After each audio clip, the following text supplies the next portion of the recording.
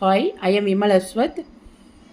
That is, if x is to y equal to 7 is to 3, then xy plus y square divided by x square minus y square, it is asked to find. For that, what we have to do is, that is x is to y equal to 7 is to 3. So, now here this means that x by y equal to 7 by 3. This asks to find that xy plus y square divided by x square minus y square. X square minus y square.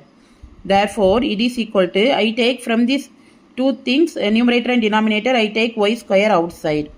So, x by y plus 1 divided by y square I take outside. So, x square by y square minus 1. So, here y square get cancelled. Therefore, what you get is, here x by y, this is one is x by y the whole square. So, x by y equal to 7 by 3.